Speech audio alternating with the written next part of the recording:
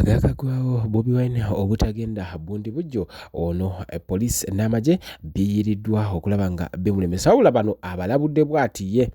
kati ffe tujja tuyite babi ffe ba original unruly Kunjya lunaku olwaleero ennaku z'omwezi nga 15 Bobi Wine okugenda ebundi bujjo enteekateeka bwe ziri nga ttiimu ye ate kosa n'abantu b'ebundi bujjo nga bamulindidde mu ssanyu ery'amaanyi waliwo enteekateeka z'okuba nga bamulemesa kati nno abakulu bamutereddeko ebiwandiiko eby'enjawulo nga bimulaga nti gwe ssebo tolina kulinnya mu kibuga ky'ebundi bujjo oba si ekyo oyinza okukifuuwa nga okizza munda kati awo wennyini nja kukosaba vidiyo gy'emperekale kati abo laba ye ttiimu y'omukulu era osobola okulaba nti ezo face zonna gwe azze amugoberera ziri familia naawe osobola okuba nga okikakazi kati nno getufuna galaga nti essaawa nga zino baba batandise okuba nga bapositinga olugendo bayisewa wabula nga olunaku lwaleero n'essaawa eno yennyini tewali vidiyo yafulumi wabula nga waliwo enteekateeka zino kati Bobi Wine ku mukutu gwe ogwa X bw'ati bw'agambye as we prepare to head to Bundi Bujjo district tomorrow for our mobilization tour we have continued to receive reports of intimidation and demobilization by the area RDC and Lieutenant Colonel Alex Nzirimu and the DPC nga bateekateeka enteekateeka z'okugenda ebundi bujjo bano okola kye tuyita mobilization waliwo ekigenda maaso okuba nti kyakubalemesa eri omukulu RDC ne Lieutenant Colonel Alex Nzirimu ne DPC nga bano bagamba temuteeka kubanga mukola bintu byammwe wano ebundi bujjo kati sozolaba the receipts ate kosa nti babadde babuukinze ne radio wabula nga omukulu yasoodde okubanga aba radio abawa order nabagamba temukkiriza Bobi Wine okujja ku radio ndozo sogiraba emitwalo 25 miramba just ku bookinga kwa program ka radio ka mkyalo kati gwabanye bya media sente zo zibe ddala nyingi nnyo oba oliawo okufuna just a program kati eyo eguudi egitaddeyo ekiro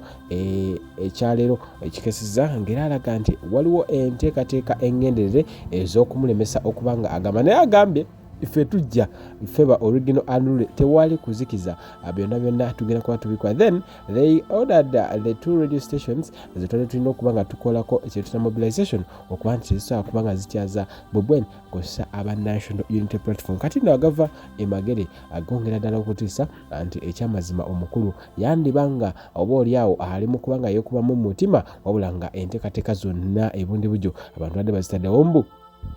RDC, DPC ate kosa n'abobuyinza aba government mu kibuga bundi bujjo bano babategeeza nti olukuŋŋaana temulukuba wakati mu kibuga mu lukube 25 kilometers away from the town nga mulaba kye babakola e Masaka kino nate kyeno kyo kitinimu kati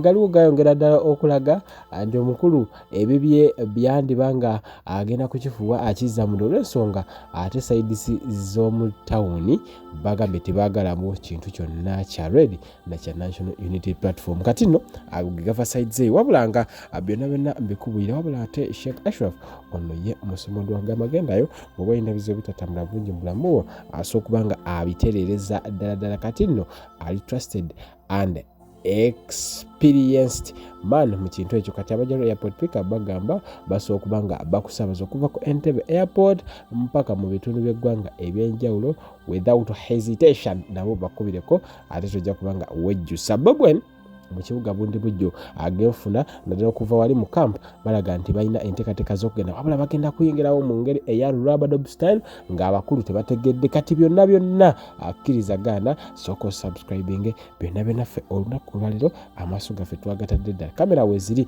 okuvaawo ku kitebe kavule zonna zigenda kuba zikuwa ebivaayo ate nga ne bundi bujjo abakulu twasazeeko dda okulaba nga ate oba oliawo tewali kivaayo oleme kuba nga okimisinga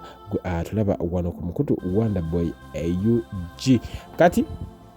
go agebundi bujjo bwekatu begali essaawa eno yennyini akkiriza ngenda kuwa omukulu ono alabika teyayigidde kooli gwe baasiba ogenda kubanga nawe omwewulirako bano abaana tebasaaga njagala muntagingira bakwata Edward ntate waliwo Edward omulala aguse ate mukumasingako na Edward Muzeeyi Museveni nze ensonga ekuvumya eri Kiria eri Loud Kiria era nowucha ku makyanga munkute ndi ready okuyimira mu maaso ga mulamuzi okubagamba nti gwe Muzeeyi Museveni Uganda no tuli bagaga naye by'obugaga mwabyediza twagala by'obugaga yakwe mubituddize kubanga omuntu yandibadde asembayo wano wabu mu Uganda yandibadde avuga BM ddaabiro naye kati omuntu asembeya wano waavu talina yadde mupiira gw'eggaali. So njagala mutukwate mutumalire makomera naye nga tuli ku kituufu nga mutegedde ensonga. Abaana bafiira ku Bulaya buli lunaku so nga tebandifiiriddeyo kubanga wano tuli bagagga eri gye bafiira be bandibadde bajja wano okufiira wano kwaffe tubasinga obugagga.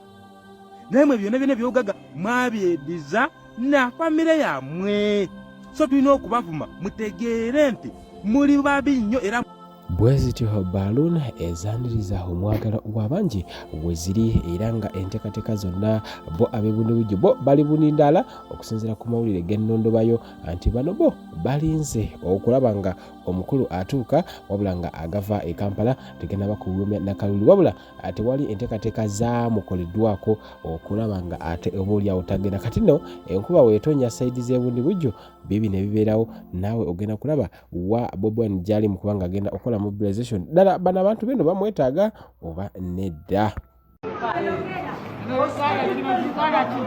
Otyo kikyogamba omukulembeze w'Uganda Kyagulanyi wawa abatusiza Museveni Kyagulanyi yali yeepanka yali tasobola. Oliregere ogambye oliwa Kweteberodi atobiye teri agambayo esebo akati mugambe mutegeeze